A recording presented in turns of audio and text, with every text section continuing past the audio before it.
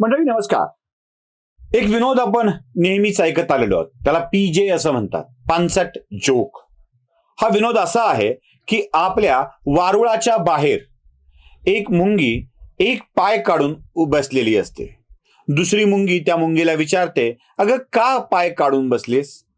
तेव्हा ती म्हणते की समोरून हत्ती येतोय. ती म्हणली, मग? आता हत्ती आला की त्याच्या पायात पाय घालणार आणि हत्तीला पाडणार. हा हा हा. चला ना विनोद. आता याच्या पुढचा विनोद अजून एक आहे. गंमत अशी असते की ती मुंगी खरंच पाय काढून बसलेली असते आणि तिकडून हत्ती येत असतो.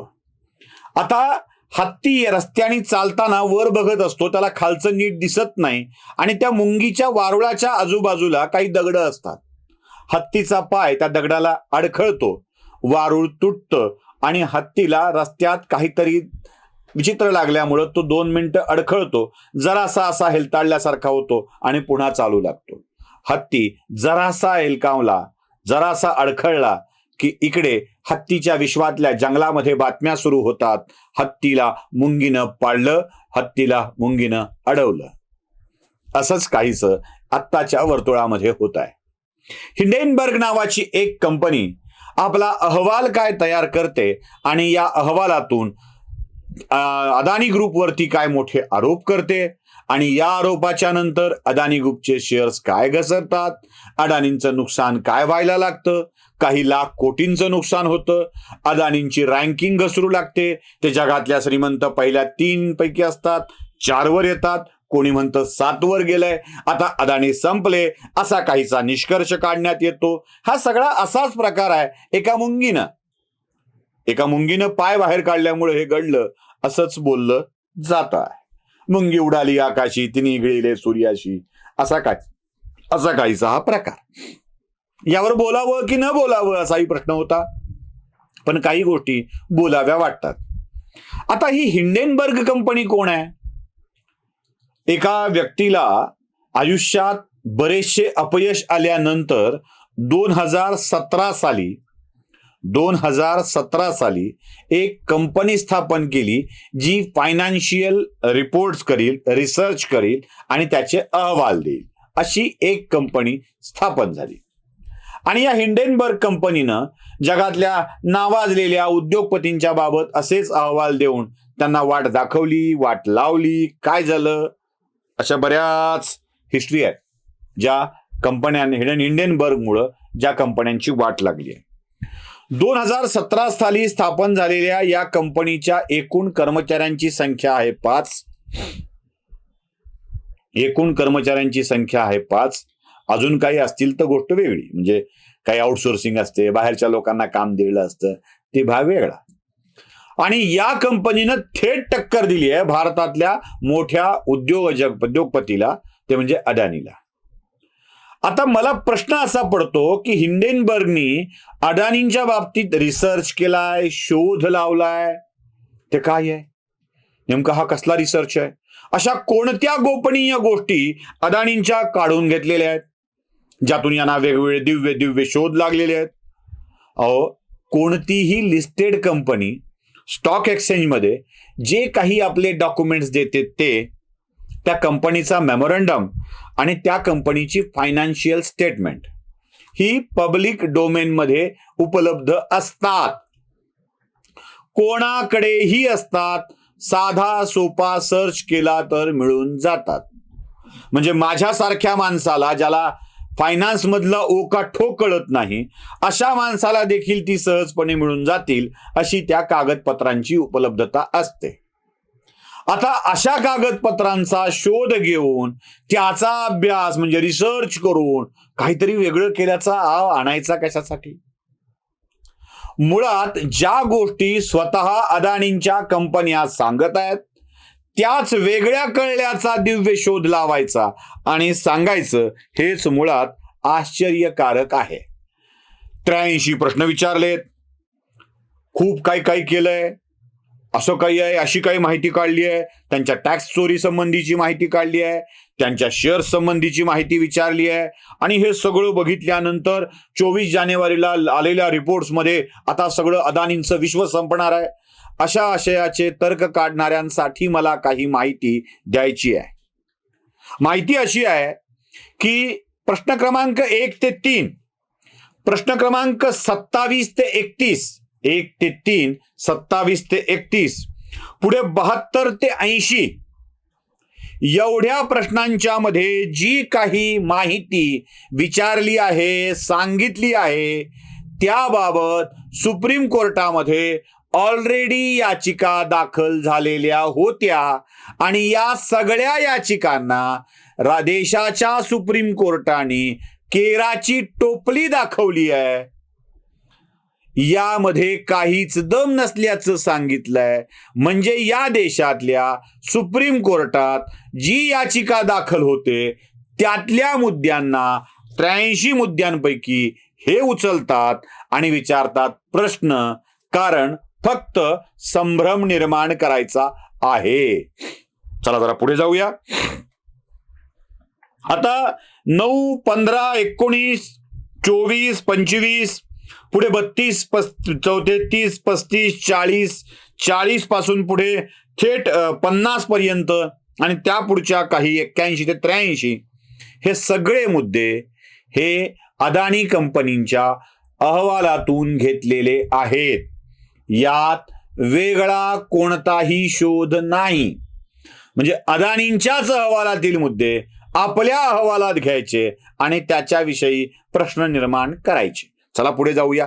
मी या सगळ्या मुद्द्यांचा उहापोह यासाठी करत नाहीये की काय झालंय हे आपल्या लक्षात यावं आणि पुढे का होतं हे सांगायचंय. माझा महत्वाचा हेतू तो आहे. त्यामुळे या मुद्द्यांचा विचार मी करणार नाहीये. आता एक मोठा शब्द वापरला, टॅक्स हेवन. टॅक्स हेवन काय आहे? तर टॅक्स हेवन म्हणजे ज्या देशामध्ये कंपन्यांच्याकडून कमीत कमी टॅक्स घेतला जातो अशा देशांच्या मध्ये कंपन्या आपलं कॉर्पोरेट कार्यालय ठेवतात. तिथूनच सगळा व्यवहार दाखवला जातो आणि तो व्यवहार दाखवल्यामुळं त्यांचा बऱ्यापैकी कर वाचतो. म्हणजे कर वाचविण्यासाठी त्या देशांनी केलेल्या नियमांचा फायदा करून घेणे. तसं पूर्वी भारतामध्ये होतं. माल समजा महाराष्ट्रात कर कमी असेल तर महाराष्ट्रामध्ये तो व्यवहार केला जायचा, कॉर्पोरेट कार्यालय दाखवलं जायचं. आता एक राष्ट्र एक कर असल्यामुळे हा भाग उरला नाही. आपणही करतोच की. कर्नाटकात पेट्रोल डिझेलचे भाव कमी असते म्हणून सीमेवरचा माणूस हा कर्नाटकात जातो आणि कर्नाटकात डिझेल पेट्रोल भरून येतो. पैसे वाचतात. पैसे वाचविण्यासाठी एखाद्या टॅक्स हेवन कंट्रीमध्ये जाऊन कार्यालय करणं आणि तिथून व्यवहार करणं यात गैर काही आहे असं मला वाटत नाही. त्यामुळे 4, 36, 37, 38 आणि 39 हे प्रश्न इथे गैरलागू पडतात. आता पुढे काही मुद्द्यांच्या बाबत जे आरोप केलेत ते आरोपच नाही आहेत. अगदीच बोगसगिरी आहे. अगदीच बोगसगिरी आहे. म्हणजे त्याच्याविषयी काही बोलायलाही नको असेही काही प्रश्न आहेत. साधारणतः 84 ते 88 पर्यंत काहीतरी विचारायचं, काहीतरी प्रश्न निर्माण करायचा म्हणून ते केलं गेलेलं आहे. यात एक महत्वाची गोष्ट अशी आहे की भागधारकांची माहिती दिली नाही असा एक प्रश्न विचारला गेलाय आणि काही नावं पुरावे देत सांगितलंय. 5 पासून साधारणतः 21 ते 26, 23 पर्यंत, पुढे 26 आणि 52 या मुद्द्यांमध्ये त्यांनी विचारलंय की भागधारकांची माहितीच तुम्ही दिलेली नाहीये. शेअर्स कोणाच्या त्याची माहिती तुमच्याकडे नाहीये आणि तुम्ही दिलेली नाहीये. मुळात हे माहित आहे का की अदानींच्या कंपनी ही लिस्टेड कंपनी आहे. त्याच्या शेअर खरेदी विक्री शेअर बाजारामध्ये होत असते आणि अशा शेअर बाजारात होणाऱ्या खरेदी विक्रीच्या भागधारकांची माहिती ठेवणं देणं कंपनीला बंधनकारक नाही आहे. पण हे सांगा कोणाला? बरं, हे सगळं घडत असताना 24ला अहवाल येतो, 24 जानेवारीला, आणि हे सगळं संपेपर्यंत अदानींची प्रॉपर्टी काही लाख करोड रुपयांनी कमी होते, शेअर भाव घसरतात आणि मला याची खात्री पटते की हे सगळं घडावं यासाठीच या कंपनीकडून हा रिपोर्ट तयार करण्यात आला आहे. हे सगळं घडण्यासाठीच. अदानींच्या वरती राग का बरं आहे? 2 गोष्टी तुम्ही बघितल्या असतील. सातत्यानं राहुल गांधी अदानी अंबानींचा देश असं म्हणून ओरडत असतात. कदाचित पुढचा नंबर अंबानींचा असू शकेल. याआधीच अंबानीच्या घराच्या खाली स्फोटकं ठेवून त्यांना उडविण्याचा घाट घातलेला होता.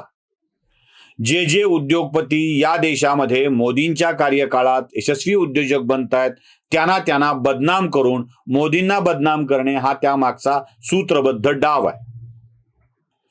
अदानींना देखील मीडिया प्रश्न विचारते की तुमच्यावर राहुल गांधी का टीका करतात. अदानींनी दिलेलं उत्तर असतं की ते राजकीय भूमिकातून बघतात. मी राहुल गांधी यांचाही जवळचा आहे, मी त्यांना कधी असं म्हणणार नाही. म्हणजे अदानी गांधींच्यावरती टीका करत नाहीत, पण अदानींच्यावरती राहुल गांधी सतत टीका करत राहतात. याच वेळेला अदानींच्या कंपनीला आमच्या कंपनीचे शेअर्स घ्यावे म्हणून लिब्रांडो मीडियाचे पदाधिकारी तिकडे जातात आणि अदानींना एनडीटीव्हीचे शेअर्स विकत घ्यायला लावतात. लिब्रांडो डाव्यांच्या आवडत्या मीडियाचे शेअर्स अदानी विकत घेतात आणि ती कंपनी अदानींची होते.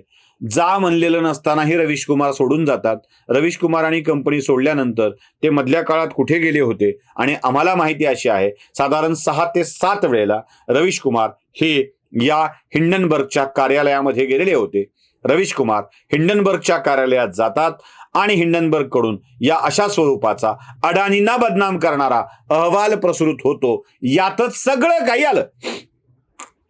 आलं. आपली कंपनी विकल्या गेली, राजीनामा दिला, हिंडनबर्गला भेटले, हिंडनबर्गने अहवाल बाहेर काढला, अदानींच्या कंपनीचं अधपतन व्हायला सुरुवात झाली. हे सगळं सूत्रबद्ध आहे आणि सूत्रबद्ध पद्धतीनंच होत आहे. यात आणखी काही घटना घडतायत, त्यावरही मी स्वतंत्ररित्या भाष्य करणार आहे. याच काळामध्ये ज्या काळात राहुल गांधींच्या भारत जोडो यात्रेचं नफरत छोडो भारत जोडो, अदानी से नफरत छोडो राहुल, ज्या वेळेला समारोप व्हायची वेळ येते त्याच वेळेला अदानींचा मुद्दा समोर येतो. ज्या वेळेला सी वॉटरचा अहवाल देखील समोर येतो. या अशा अनेक गोष्टी आहेत ज्या लिंक जोडत गेली तर आपल्या लक्षात येईल की इथे काहीतरी गडबड आहे आणि तीच गडबड लक्षात घेतली की पाहिजे. हिंडनबर्गचा अहवाल हा प्रायोजित आहे आणि तो प्रायोजित अहवाल या देशातील उद्योगपतींना बदनाम करण्याचा डाव आहे. आधीच या देशातील उद्योगपती हरले पाहिजेत यासाठीचे प्रयत्न होत आहेत आणि त्या स्वरूपाचे डाव पुन्हा करून या देशातल्या उद्योगपतींना अडचणीत आणण्याचे प्रयत्न होत आहेत. तेच उघड व्हावे हा यामागचा हेतू आहे. व्हिडिओ कसा वाटला लाईक कमेंटमध्ये नक्की कळवा. शेअर करायला विसरू नका. चॅनलला सबस्क्राईब करा. बेल आयकॉन दाबा. धन्यवाद.